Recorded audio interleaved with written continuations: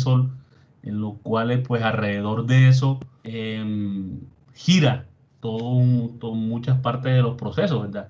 Porque se dice que aguas arriba del reactor están los reactivos y aguas abajo están los procesos de separación y en la mitad está lo que nosotros llamamos el reactor.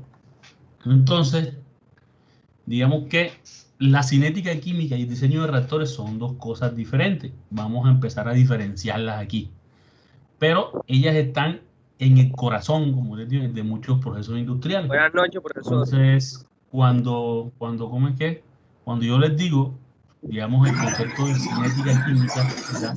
El concepto de cinética química es diferente del concepto de diseño de reactores. Entonces, vamos a empezar, hombre, definiendo un poco y apartando qué es cinética química y qué es diseño de reactores.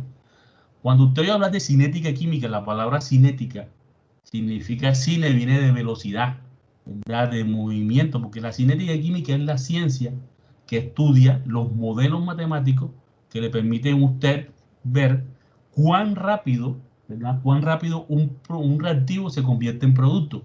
Eso es la cinética química. Y la cinética química llega hasta el momento en que usted plantea un modelo matemático que le describe cómo de rápido se transforman los reactivos en productos.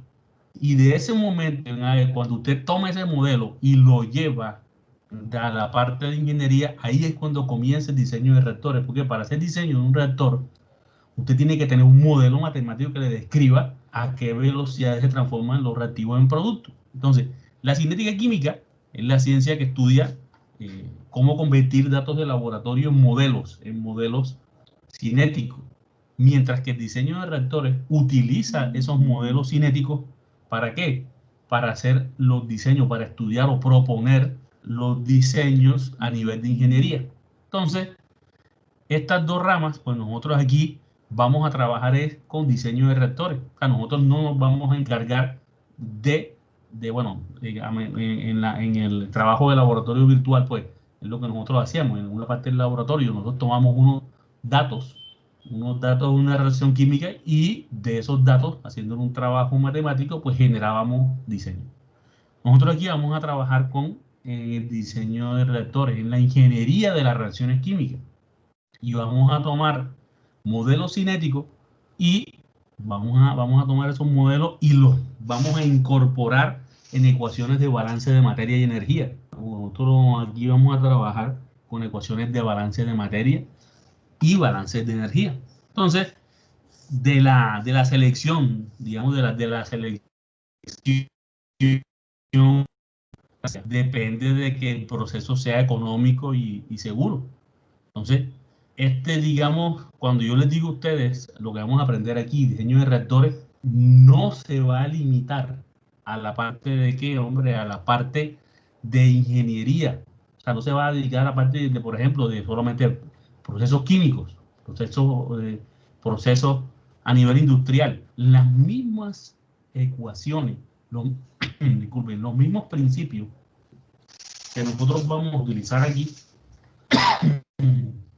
también pueden ser, o sea, de por sí son utilizados en sistemas ambientales y sistemas biológicos. Es decir, las mismas ecuaciones y principios que usted va a aprender aquí son las mismas ecuaciones que gobiernan muchos sistemas ambientales, el comportamiento de un lago o el comportamiento de sistemas de aire, sistemas de contaminación, sistemas biológicos, por ejemplo, cómo evoluciona un sistema, un microorganismo. Son los mismos principios que usted va a aprender aquí. O sea, no solo va a servir desde el punto de vista de un reactor industrial, no, simplemente para sistemas ambientales y también para sistemas biológicos. Entonces, vamos a partir de un concepto que es la velocidad de reacción o reaction rate, por los términos en inglés. Generalmente, cuando usted ve aquí, vamos a empezar a ver esto mucho, R sub A, un negativo aquí. Eso significa velocidad de reacción o velocidad de desaparición, generalmente de un reactivo, aunque no es estrictamente. Entonces, digamos, cuando nosotros hablamos de reaction rate o velocidad de reacción, es la velocidad a la cual el reactivo se convierte en producto, es decir, a qué velocidad va desapareciendo ese reactivo, indistintamente en qué se convierta. A mí no me interesa, a mí lo que me interesa es la velocidad a la cual se desaparece. ¿Por qué? Esto es lo que nosotros llamamos una reacción química. Una reacción química es cuando tú tienes un número detectable de moles de un reactivo que van desapareciendo en un tiempo determinado. Entonces, digamos que nosotros aquí vamos a trabajar con reacciones químicas, vamos a trabajar con velocidades y con modelos matemáticos. Entonces, siempre vamos a trabajar aquí con las reacciones químicas y diferentes tipos de esas reacciones químicas. Entonces, hay diferentes tipos. Por ejemplo, tenemos la reacción de descomposición, ¿verdad? Cuando el cúmeno se descompone en benceno y propileno, o reacciones de adición, ¿verdad? La decomposición, la depolimerización. Hay diferentes tipos de reactores. Nosotros aquí no vamos a entrar en el detalle de la reacción. Digamos, no vamos a entrar en lo que llaman los químicos en mecanismo, ¿no? Porque nosotros operamos a otro nivel. No es que operemos por más que o menos que ellos, no, sino pues a otro tamaño, a nivel de escala. A nosotros lo que nos interesa es, oye, cuán rápido cambia la concentración de un reactivo en un periodo de tiempo. Eso es lo que a mí me interesa. Lo que pase dentro de la reacción química es algo que pasa, es algo tan pequeño y algo que pasa a veces tan rápido porque que nadie ha visto una reacción química. Creo que ahora con los microscopios electrónicos más avanzados están medio tratando de ver algo así, pero nadie ha visto nunca una reacción química. Lo único que nosotros vemos a nuestra escala, a la escala de un hombre, a nuestra escala, es el cambio de concentración en la unidad de tiempo. Eso es lo único que nosotros vemos. Y con eso nosotros debemos operar. Entonces, cuando yo te digo velocidad de reacción, oye, pero ¿y eso en qué unidades tiene? Entonces, cuando yo te digo, hombre, velocidad de reacción, tenemos que, como ya les dije en el anteriormente, yo lo que tengo es una cantidad de moles que está cambiando, ¿verdad?, de número en un tiempo determinado. Si yo tengo una cantidad de moles en un volumen, en un reactor, yo te puedo decir, hombre, yo tengo una concentración, ¿verdad? Yo tengo un número de moles por litro, por centímetro cúbico, como lo quieras ver. Entonces, yo lo que hago, la velocidad de reacción se define como simplemente cambio de la concentración de un reactivo en la unidad de tiempo. ¿Y en qué unidad tenemos? La unidad de moles por litro por segundo. Por ponerlo algo, puede ser moles por centímetro cúbico por minuto o kilomoles por metro cúbico por día. Lo importante es eso, es unidad de masa, de materia, cantidad de materia sobre unidades de volumen por unidades de tiempo. Entonces, generalmente, en la mayoría de los libros, ¿verdad? Generalmente, bueno, el libro que nosotros vamos a seguir es el libro de Fowler. A la velocidad de reacción de un reactivo se le pone, digamos, así, R sub A y con el menos. ¿Pero por qué es menos? Porque es una velocidad de desaparición. Esta nomenclatura que usted ve aquí significa la velocidad a la cual desaparece A es igual 4 moles por litro por segundo. Entonces, esta es la nomenclatura que vamos a utilizar y que utilizan la mayoría de los libros. La mayoría de los libros utilizan esa nomenclatura.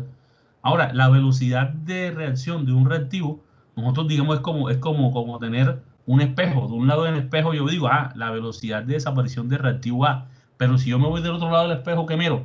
Es que la velocidad de formación de C también es un concepto análogo. Lo que pasa es que muchos, digamos, siempre se utilizan para los modelos, se hacen en función a la velocidad de desaparición de reactivo, aunque no es estrictamente necesario.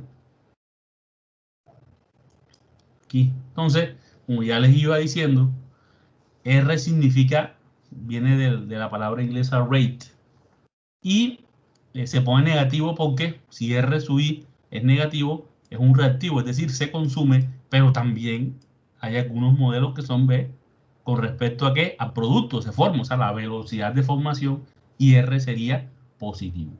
Entonces, la mayoría de los modelos se hacen en función a los reactivos. ¿Por qué a los reactivos? Porque una vez tú tienes la velocidad de desaparición de un reactivo, tú puedes automáticamente saber de la formación de producto. ¿Por qué? Porque recuerden que esto, una reacción química, es una ecuación matemática.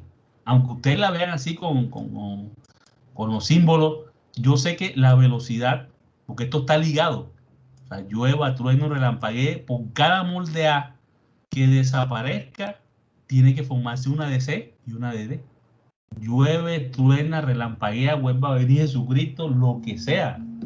Entonces, yo al saber la velocidad de desaparición de los reactivos, automáticamente puedo definir la velocidad de aparición de los productos. Entonces, algunos modelos también, o en algún libro, cuando, por ejemplo, cuando se trata de reacciones en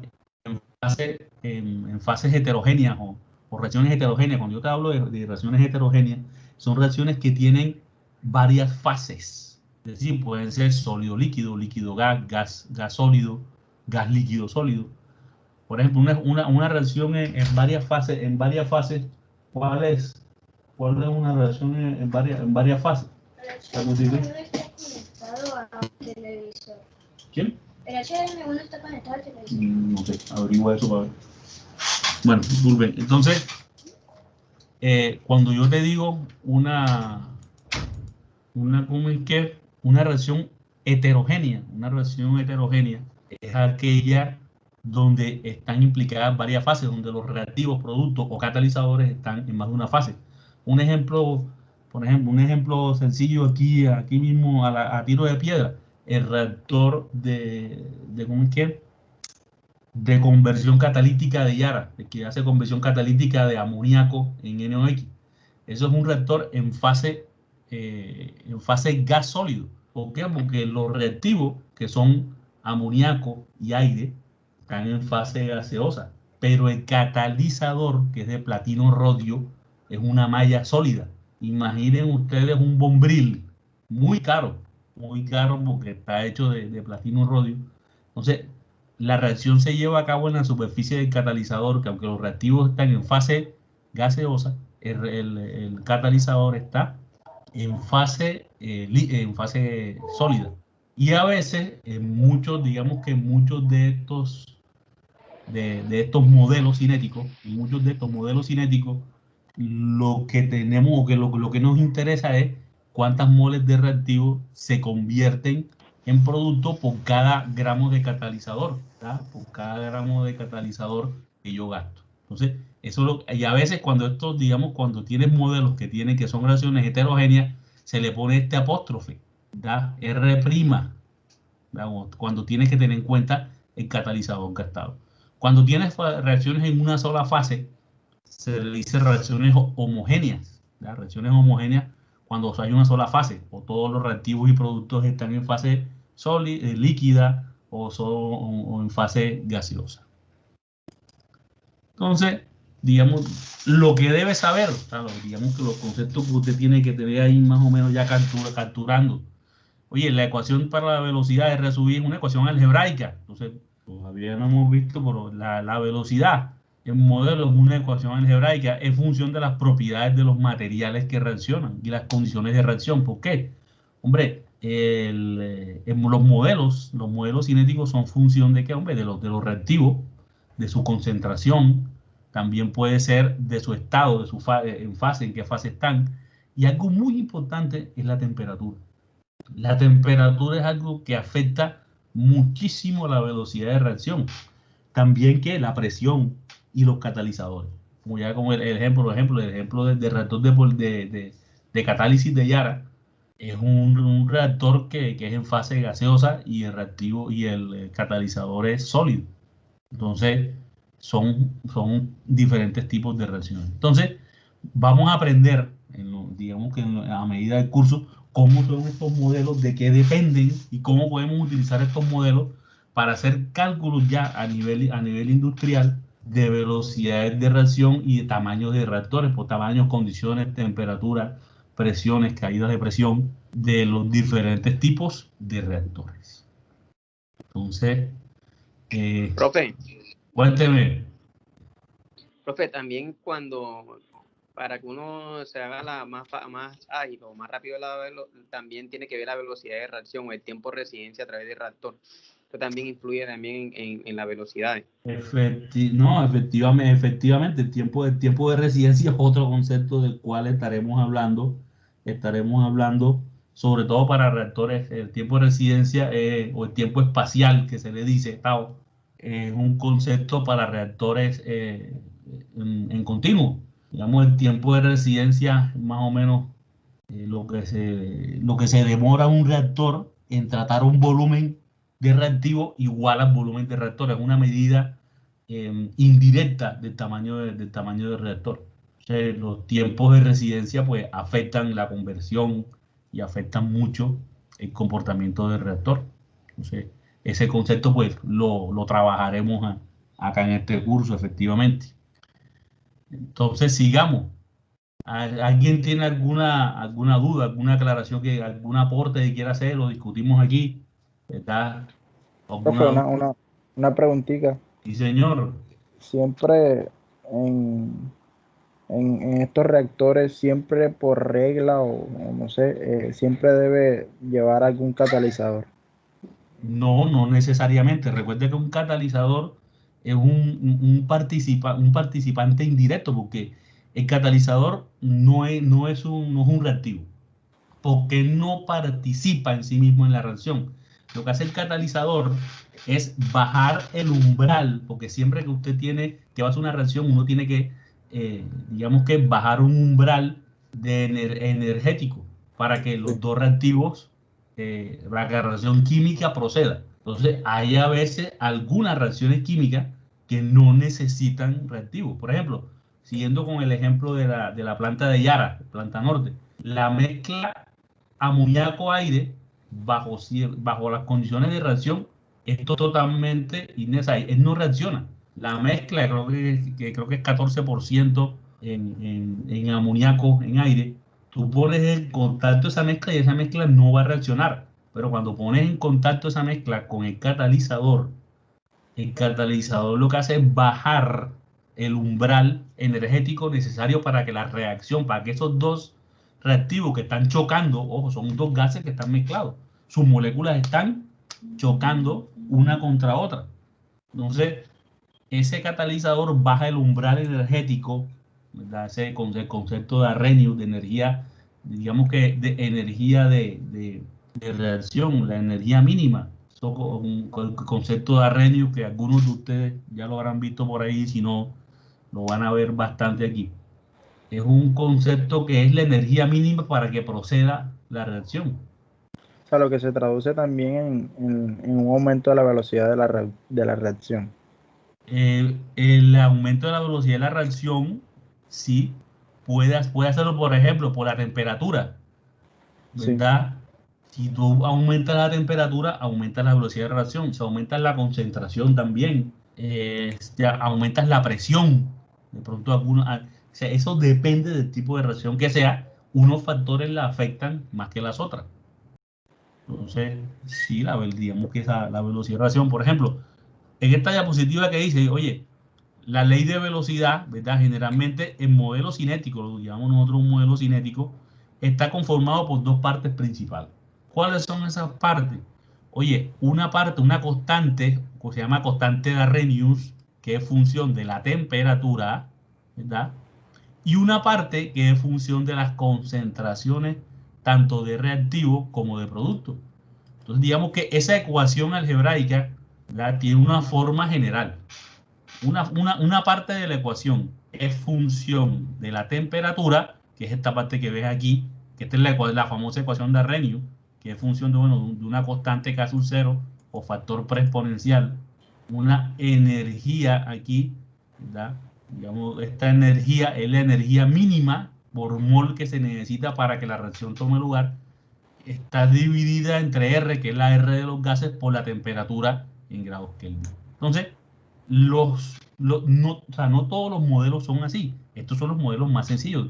Iremos viendo modelos un poco más elaborados. Pero en general, casi todos tienen una parte que es función de la temperatura y una parte que es función de las concentraciones de reactivos y productos. O sea, también hay un modelo que son función de concentración de los productos. Entonces, los modelos que vamos a empezar nosotros a mirar aquí tienen esta forma, porque mira, por ejemplo, aquí ejemplo, si nosotros tenemos una reacción química, A se transforma en producto, cualquiera que esto sea, la velocidad de desaparición de A puede ser igual a una constante. Si estamos trabajando, por ejemplo, a temperatura constante, esta constante simplemente es un número, ¿verdad? Porque si la temperatura es constante, pues esta acá vale 5, 6, 7, 8, 9, 20.000, lo que valga, pero siempre va a valer eso, por la concentración de A lo largo del proceso. Otras son, oye, K por C sub A al cuadrado, y hay otras, pues ya depende de las características de la reacción, pues vamos a tener modelos más elaborados que veremos más adelante. Estos son modelos los más sencillos. Entonces, hasta este punto, ¿a quien tiene alguna duda, alguna inquietud que quiera, alguna pregunta antes de seguir? Profe, una pregunta.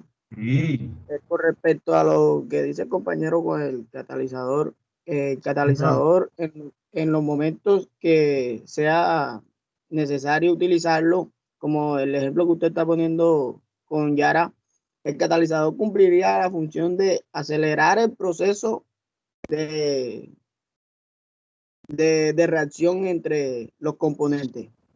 Sí, de hacer, incluso de hacerlo factible. O sea, de hacerlo factible, ¿no? O sea, acelerarlo también, pero también hacerlo factible. Y que sea de acuerdo a la selectividad que uno desee.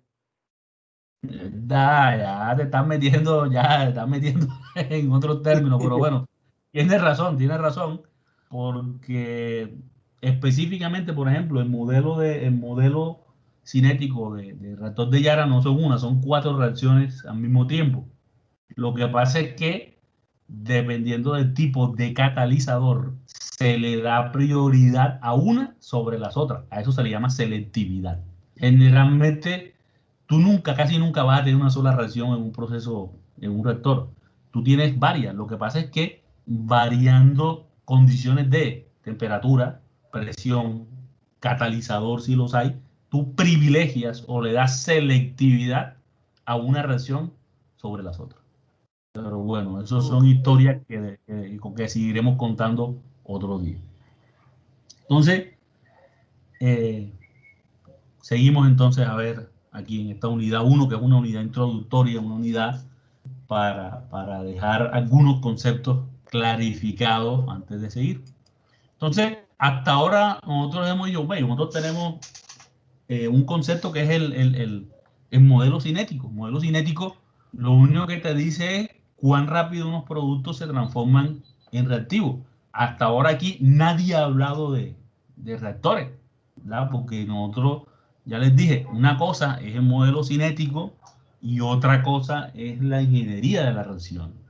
Entonces, para poder empezar a hablar nosotros de la ingeniería de las reacciones, primero tenemos que recurrir a un concepto que es el balance de materia. ¿Ya? Ese es un concepto que no es ajeno a ustedes, seguro lo tienen allá guardado en el fondo del armario, pero hay que traerlo acá otra vez. Digamos que nosotros vamos a tomar un concepto que es el balance de materia, que un balance de materia simplemente es hacer una cuantificación de los flujos de ¿qué? De masa que entran y salen de un sector del espacio. Entonces nosotros tenemos aquí, si nosotros tenemos aquí, por ejemplo, un sector del espacio que nosotros llamamos sistema, lo que está, esta línea la vamos a llamar frontera, y después de más allá de la frontera, los alrededores, pues vamos a hacer ese concepto teórico, ¿verdad? Esa construcción mental teórica, vamos a utilizarla y vamos a ir llevándola a la práctica.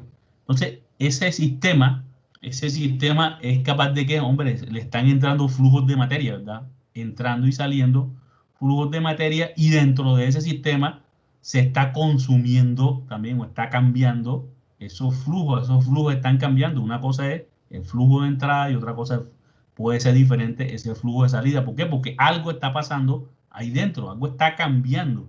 Entonces, si yo te digo que ese flujo de entrada es una especie química, llamémoslo reactivo, y dentro de ese sistema está pasando una reacción química que está haciendo que una especie química no desaparece, porque la materia no desaparece, pero sí se transforma. Una reacción química es una manera de transformar la materia, y después en los flujos de salida está saliendo otra especie química, ¿verdad?, que se acaba de formar en virtud a esa reacción química. Entonces, si yo quiero cuantificar los flujos de entrada y de salida de cualquier especie que está entrando y saliendo a ese sistema, yo debo recurrir ¿a qué? A un balance de materia. Un balance de materia es como hacer contabilidad, ¿verdad? Tú no puedes gastar más de lo que te ganas, ¿verdad? A menos que te apoye un pagadiario, ¿verdad? Entonces, simplemente uno lo que hace es cuantificar los flujos de entrada y de salida de diferentes especies químicas a un sistema. Entonces, si yo este concepto, vamos a primero hacerlo así, literal. Entonces, oye, la velocidad de acumulación en el sistema, es decir, moles por tiempo, o sea, dentro de ese sistema hay una cantidad de materia que se está acumulando, o sea, a qué velocidad se acumula la materia dentro del sistema. Eso que es igual al flujo neto que entra al sistema, es decir, moles por tiempo, ¿verdad? Y esto es una velocidad, más la velocidad de formación, ¿verdad?, o también de consumo de una especie química, porque estos balances son por especie. Si yo hago este balance para un reactivo, pues esto va a ser velocidad de ¿qué? De consumo. Y si yo hago el balance para un producto, pues va a ser velocidad de formación. Entonces, lo que entra, luego también lo que se forma o lo que se consume, menos lo que sale. Eso es la típica definición de un balance de materia. Sí, la velocidad a la cual cambia lo que está dentro es igual a ¿qué? A lo que entra menos lo que sale, más o menos lo que se forma o consume. Entonces, eso, lo que yo te estoy explicando aquí en palabras literales, es un balance de materia. Si yo lo llevo ahora al lenguaje matemático, ¿verdad? Yo digo, bueno, yo tengo el número de moles de una especie ahí en la unidad de tiempo, esto es una derivada, ¿verdad? ¿Cómo? ¿Qué es una derivada? Pues simplemente, oye, un cambio de alguna magnitud o una especie química en el tiempo. Entonces, número de moles en la unidad de tiempo, es decir, a qué velocidad cambia el número de moles en el tiempo, es igual a qué, al flujo de entrada de esa especie, más o menos. Esto puede ser más o menos porque si es un espacio, pues si es un reactivo, esta es velocidad de desaparición menos el flujo de salida. Esto es una ecuación diferencial, ¿verdad? Esto es una ecuación diferencial, y esa ecuación diferencial pues es lo que me dice cómo es la velocidad de entrada y de salida de una especie dentro de ese volumen o dentro de ese sistema. Entonces, este término G, ¿verdad? Este término G es, como te digo, tiene que tener las mismas unidades, gramomol o mol, digamos, por segundo, pero yo voy a aprovechar, ¿verdad? Yo voy a aprovechar digamos, un artilugio para meter un concepto que yo quiero. ¿Cuál es ese concepto? El concepto de velocidad. Ya, porque como les dije, yo lo que necesito es tomar ese concepto de velocidad y ese modelo e introducirlo en el balance de materia, ¿verdad? Introducirlo en el balance de materia. Entonces, ¿qué hago yo con eso? Hombre, yo lo que hago es multiplicar y dividir por el volumen del sistema. ¿Ves? Yo multiplico acá por el volumen. Aquí falta una vez, pero bueno, multiplico por el volumen aquí y divido por el volumen aquí, ¿verdad? Matemáticamente, eso no es nada, porque si tú multiplicas y divides por algo, pues es lo mismo. Pero si tú miras aquí ahora, lo que queda aquí, ¿qué es? Es la definición de ¿qué? De velocidad de reacción. Es decir, que yo puedo tomar todo este pedazo que está aquí y sustituirlo ¿por qué? Por la velocidad. Es decir, R sub I varía. Entonces, yo lo que tengo aquí, que en vez de tener ahora este término, que es una velocidad simplemente de moles por segundo, lo voy a convertir en ¿qué? En velocidad de reacción multiplicada ¿por qué? Por el volumen del sistema. Entonces, eso, lo que yo aquí simplemente es tomar el balance de materia e incorporarle el concepto de ¿qué? De velocidad de reacción. Entonces, si nosotros vemos ahí esa ecuación, Oye, la velocidad de reacción, ese término G, ¿qué es? Hombre, ese término G te representa es que, te representa, si yo estoy haciendo el balance para un reactivo, cuánto reactivo se está consumiendo. Entonces, ¿qué es esto, hombre? Ese G, ¿qué es? Es la velocidad por el delta de volumen. ¿Por qué? Porque si nosotros tomamos esto en términos diferenciales, es decir, tomamos ese volumen total y lo vamos a partir en pequeños delta de volumen. Es decir, es como si tomáramos y troceáramos todo en pequeños diferenciales de volumen. Recuerda que el concepto de diferencia, tú tomas un volumen completo y lo pones en pequeños segmentos diferenciales, ¿verdad? Entonces, claro, como la velocidad de reacción, este modelo, tú partes del hecho de que la velocidad de reacción es la misma en todos los puntos del espacio. Y esto es algo muy importante porque generalmente los modelos, y a los modelos ¿para qué? Para los reactores, tienen esa presunción que la velocidad es la misma en todo. Ahora, si tú tienes un modelo, un reactor real,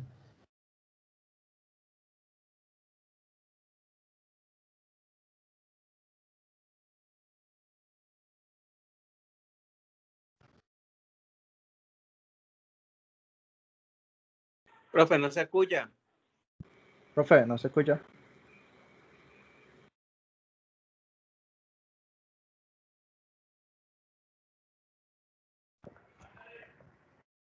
No se escucha nada, profe. Profe, no se escucha nada. Profe, parece que tiene el micrófono silenciado. Esperemos para ver si de pronto se le vuelve el internet, no sabemos.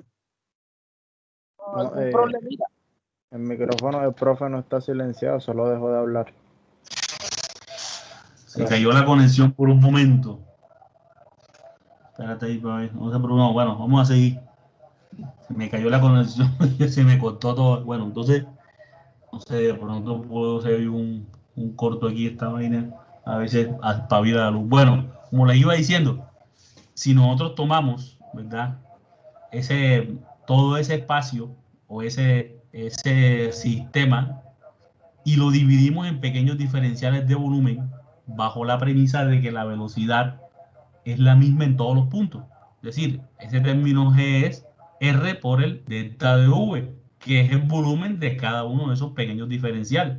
Entonces, ¿por qué decimos que la velocidad es la misma? Porque es la manera de simplificar el modelo. ¿Cómo llevamos eso al mundo real?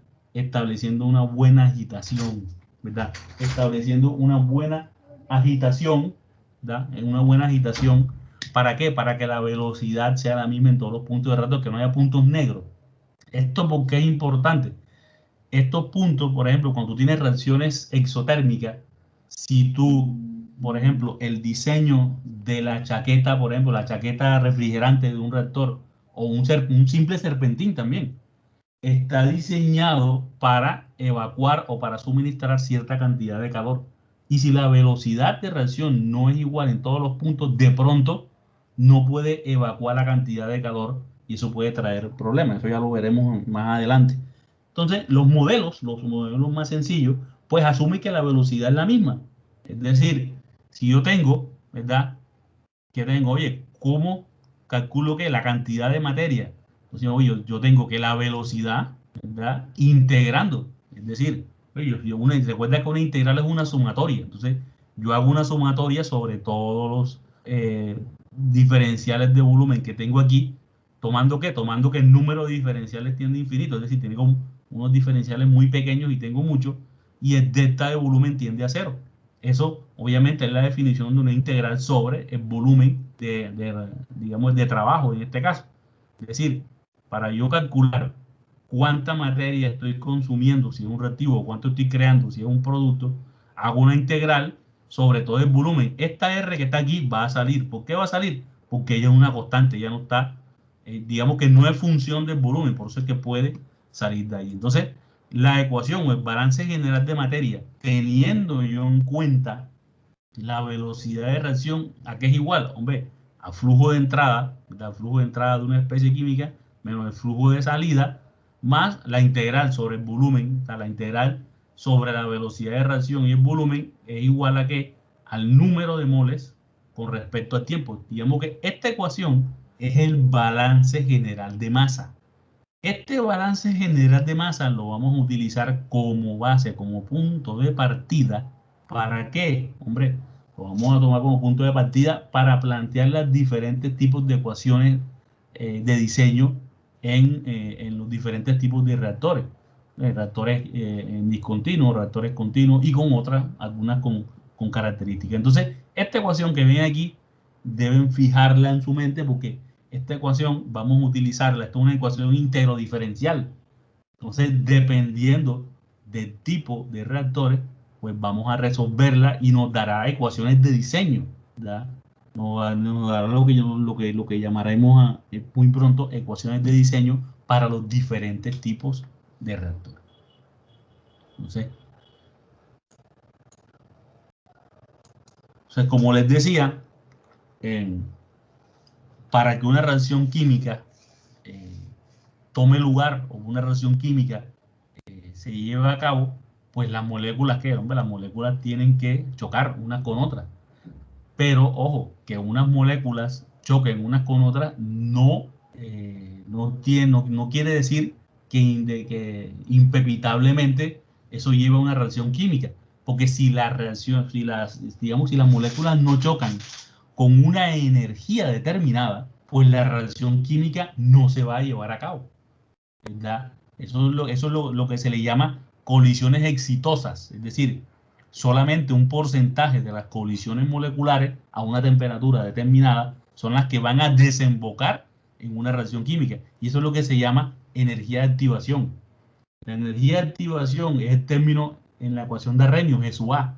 La energía de activación es la energía mínima con los cuales chocan esas moléculas que da lugar a una reacción. Si quieren un ejemplo más práctico, cuando ustedes tienen una estufa y ustedes prenden, ¿verdad? Ustedes abren el gas, ¿verdad? Y le ponen un fosforito, o algunas de las estufas eléctricas tienen un arco voltaico. Lo que están haciendo ahí es suministrando una pequeña cantidad de energía para que la reacción de oxidación del metano, porque es lo que tienes ahí, una oxidación del metano, tome lugar.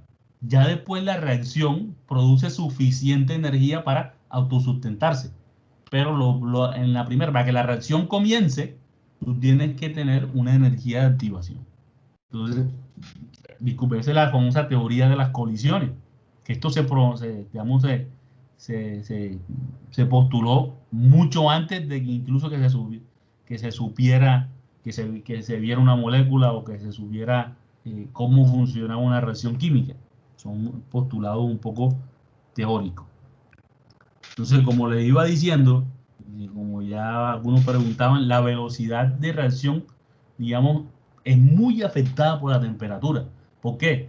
Porque cuando usted le mete temperatura, le mete calor a unos reactivos, ¿qué empiezan a hacer ellos? A vibrar, ¿verdad? Y si es un gas, a moverse más rápido. Al moverse más rápido, los choques aumentan y por ende los choques efectivos o los que son o que desembocan en una reacción química aumentan. Entonces, en general, la velocidad, ¿verdad?, se duplica o triplica por cada 10 grados de aumento. Entonces, digamos que la temperatura es uno de los factores más críticos en lo que es la cinética química o en la velocidad de las reacciones. Aquí vemos de nuevo la famosa ecuación de Arrhenius, que no la planteó Arrhenius, ¿verdad? La ecuación de Arrhenius se les dice de Arrhenius porque él fue quien le dio la interpretación física, pero la ecuación de Arrhenius la planteó Evanhoff, que era profesor de Arrhenius, pero Arrhenius fue quien le dio la interpretación y la aplicación. Entonces, ojo ahí con eso. Ya después, eso es otra historia que les contaré otro día. Entonces, cuando esa ecuación de Arrhenius tiene unos términos principales, la energía de activación, ¿verdad?, que es la energía mínima con la cual deben tener las moléculas antes de que la reacción ocurra. Es decir, ese choque molecular tiene que tener una energía mínima para que esas reacciones sucedan, ¿verdad? Recuerda que el ejemplo que te puse de la mezcla de aire con amoníaco, la mezcla permanece a una temperatura determinada y la reacción no ocurre. ¿verdad? No ocurre. Entonces, digamos que no necesariamente si dos reactivos están en contacto, no necesariamente van a ¿qué? Van a reaccionar. Entonces, ese factor exponencial, ¿verdad? Exponencial de energía de activación sobre RT, es lo que nos da la fracción de choques exitosos. Es decir, la fracción de choques exitosos es proporcional a la exponencial de menos R sub A sobre RT. Eso ya desde el punto de vista matemático. Entonces, desde, digamos la ingeniería de reacciones químicas, digamos que el mayor inconveniente que hay es que muchas cosas se soportan en otras. Por ejemplo, si por ejemplo en la ciencia de separaciones, filtraciones, destilaciones o absorción, son tres ramas de la separación que cada una es independiente, se pueden estudiar por independiente, muy rara vez una depende de la otra, ¿verdad? El problema con la ingeniería de las reacciones químicas es que conceptos como balance molar, leyes de velocidad y estequiometría se soportan uno sobre otro. Es decir, tú primero vas a hacer un balance molar, luego vas a introducirle unas leyes de velocidad o un modelo de cinético, luego eso se lo vas a aplicar a una estequiometría, porque una reacción química recuerda que tiene una estequiometría y hay que respetar, y luego vas a hacer diseños isotérmicos y luego vas a hacer diseños que tienen en cuenta los efectos energéticos. ¿Por qué? Porque todas las reacciones químicas tienen implicaciones energéticas. Uno de esos no lo ve en el laboratorio haciendo reacciones en pequeño, pero cuando tienes un animal de 40 metros cúbicos, ¿verdad? Y tienes una reacción que sea exotérmica o endotérmica, ahí es cuando tú vas a ver para lo que sirve la reacción, la ingeniería de las reacciones químicas. Vas a tener problemas muy grandes con qué. Por ejemplo, si la reacción es exotérmica, tienes que diseñar sistemas para evacuar ese calor o para introducir calor si la reacción lo necesita. Entonces, ojo ahí con eso. Entonces, digamos que si alguna de eso falla, ¿verdad? De esos bloques, por ejemplo, alguno de esos bloques no está bien, por ejemplo, ahí, mira, si tiene esa forma, pues tú no puedes fijar y todo se viene al piso. O sea, ejemplos aquí, por ejemplo, el reactor de lecho fluidizado o el FC6 de la unidad de cracking catalítico aquí de la refinería. Esa es una mezcla de diferentes tipos de reactores. Eso es un reactor en lecho fluidizado. ¿Verdad? Ahí tenemos diferentes, el reactivo con un catalizador. Tenemos un hidrocarburo de cadena más o menos larga que se pone en contacto con una zeolita, que es su catalizador. Recuerde que la zeolita lo que hace es ayudar a que ese hidrocarburo de cadena larga, cortarlo en hidrocarburos más pequeños, ¿verdad? Para hacer las gasolinas, que son hidrocarburos de cadenas cortas, que son mucho más valiosos en el mercado. Son un reactor en fase fluidizada.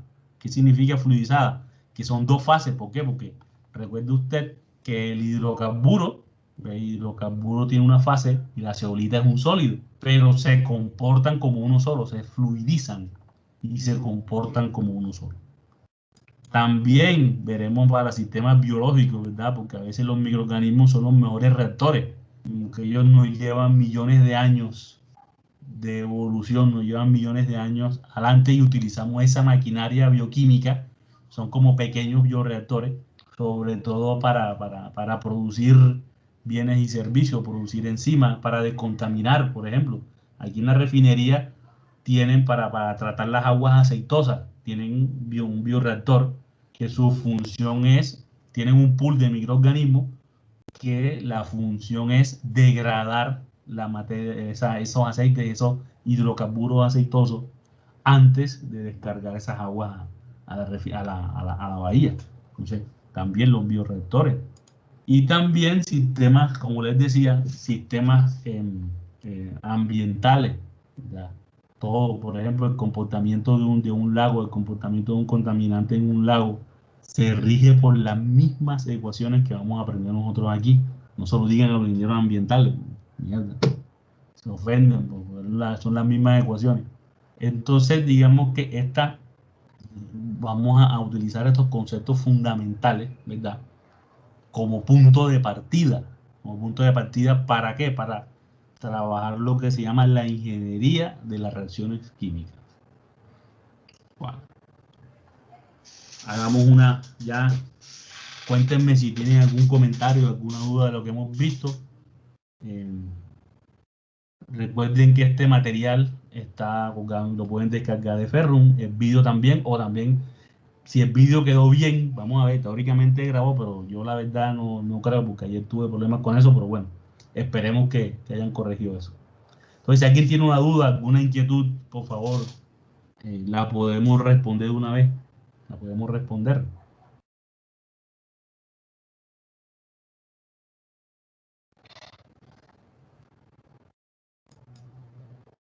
Profe, con la diapositiva que estaban, que usted decía que subía los 10 grados de temperatura, pero no entendía. Sí, señor. Mira, voy para atrás ahí para ver, vamos a ver. Eso, esta, ¿verdad? Esa. Entonces, mira, recuerda que vamos a comenzar con una cosa. La temperatura es una manera de medir la energía interna de la materia. Cuando tú tienes por ejemplo, un gas, comencemos el ejemplo más básico, un gas, y tú le subes la temperatura, tú lo que estás haciendo es dándole más energía cinética a la molécula. La molécula empieza a moverse más rápido, ¿verdad? Y al moverse más rápido, los choques con las moléculas que están a su alrededor también se multiplican. Si tú tienes más choques, ¿verdad? Entonces, si tú no tienes una sustancia pura, un gas puro, sino que tienes una mezcla, tú no solo vas a chocar con las moléculas iguales de un reactivo, tú vas a chocar con el otro, con la otra especie. A multiplicarse los choques, se multiplican también los choques efectivos, ¿verdad? Es decir, los choques que conducen a una reacción química. Es decir, a medida que tú subes la temperatura, también vas a subir la velocidad de reacción. Entonces, eso es lo que quiero decir con eso. En general, aproximado, ¿ya? Si tú subes por cada 10 grados de aumento, la velocidad de reacción depende del tipo de reacción y del tipo de química, se duplica o se triplica. Es decir, vas a tener más conversión de reactivos en productos. Eso es lo que te quería decir con esta diapositiva. Ok, gracias, profe. Yo lo estaba viendo del otro lado, que a medida que yo aumentaba la actividad del catalizador, me aumentaba también. Es que yo lo veía porque, o sea, es directamente también proporcional. Porque a medida que yo aumenta la actividad del catalizador, también aumenta la temperatura. Sí, es que, por ejemplo, los catalizadores aumentan, digamos, actúan de diferentes maneras. O sea, tú tienes varios factores que pueden afectar la temperatura, afectar la velocidad de reacción. La temperatura es uno, pero el catalizador también. Algunas reacciones químicas no necesitan catalizador, solamente con aumentar la temperatura ya proceden. Hay otras que necesitan el catalizador. ¿Por qué? Porque los reactivos, digamos, si una reacción por ejemplo fase gaseosa y el catalizador es sólido, entonces cuando el reactivo toca la superficie del catalizador, ahí es cuando se lleva a cabo la reacción. Entonces, la temperatura es un factor y afecta de alguna manera, y el catalizador es otro factor y afecta de otra manera. Entonces, eso es el concepto ahí. Ok, gracias, profe. Bueno, pues, ¿alguien más tiene alguna duda que tenga por ahí? Wow. Sí, profe, aquí. Cuéntame. Yo siempre voy a buscar que mi reactor siempre reaccione lo más rápido posible o hay alguna reacción que yo diga, no, voy a hacerla más lenta o algo así. Sí, en eso tiene razón. A veces, mira, pues te voy a poner un ejemplo. A veces hay factores que impiden que la velocidad de reacciones sea muy alta. ¿Por qué? Si la velocidad de reacción es muy alta y tu reacción es exotérmica, por ejemplo, de pronto hay demasiado calor. Y eso puede ser un problema. ¿Por qué? Porque las temperaturas de reacción dependen, pues, imagínate que el producto que tú tengas, precisamente nosotros aquí vamos a un ejemplo donde yo tengo que sacrificar velocidad de reacción porque la temperatura de la reacción a esa es muy alta. Y uno de los productos que a mí me interesa, o sea, la temperatura que alcanza el reactor bajo ciertas condiciones es demasiado alta y me afecta uno de los productos. Entonces a veces yo tengo que sacrificar velocidad de reacción. ¿Para qué? Para poder sacar ese producto sin que me lo afecte. Ok. También, por ejemplo, mira, un ejemplo de otro factor. El Hover, aquí, la planta Hover, ellos tienen 3 reactores en serie para la producción de, creo que por, lo que es polipropileno de alto impacto y polipropileno cristal. Entonces, ellos no tienen un solo reactor, sino que tienen 3. ¿Por qué? Porque en cada reactor en serie, ellos van aumentando, por ejemplo, la temperatura y van aumentando la conversión. Y ellos no llegan ellos no convierten todo el reactivo en producto, porque el producto es un polímero que es muy viscoso. Y de pronto, si ellos quieren convertir el 100% de reactivo en producto, la viscosidad se les sube demasiado. Entonces no pueden llegar al 100% de conversión. Entonces hay diferentes factores, hay diferentes, digamos, diferentes factores que te impiden a veces, y es muy raro, y es muy pocas veces tú vas a llegar a una conversión de 100%, y tú vas a convertir 100%, son muy raros los procesos. Por ejemplo, en el reactor de Yara es uno de esos pocos procesos que la conversión es casi del 100%. O sea, casi todo el amoníaco que tú pones en el reactor se transforma en NOx, que es al fin lo que se va a usar en la torre, en la siguiente fase, que es la torre de absorción para la formación de ácido nítrico. Entonces, ya, pues, digamos que piensa en la velocidad de reacción como un caballo que va para adelante. Si tú le das temperatura, él va para adelante, pero aprenderemos que hay otros factores. Hay una rienda ahí que se llama la termodinámica, que a veces hay que negociar entre la cinética y la termodinámica para encontrar un punto de operación del reactor. ¿Ok? Listo, profe. Entiendo. Bueno, pues, más dudas o inquietudes.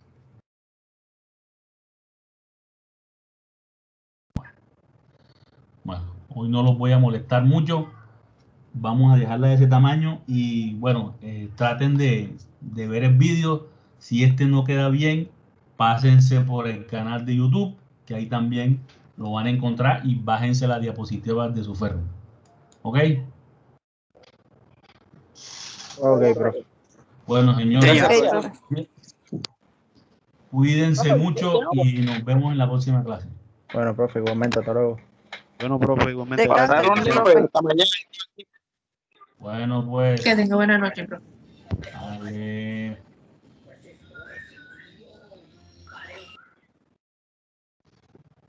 Noche, disculpe. Cuéntame. Porque lo que pasa es que yo entré a la clase un poco tarde porque me encuentro trabajando, Ajá. pero vi la mayor parte de la clase. No lo Ujú. estaba explicando, pero para que tenga en cuenta eso la Ah, asistencia. no te preocupes por esa vaina, hermano. Eso no. Yo sé que muchas personas tienen problemas con los horarios de esta hora más, así que yo no me preocupo. Lo que sí tienes que ver es que aprovecha que tienes el canal de YouTube, tienes el Ferrum para material, no te desconectes de tus compañeros, tienes el grupo de WhatsApp para cualquier duda así rápida. ¿Ok? Listo, profe, muchas gracias. Bueno, pues cuídese.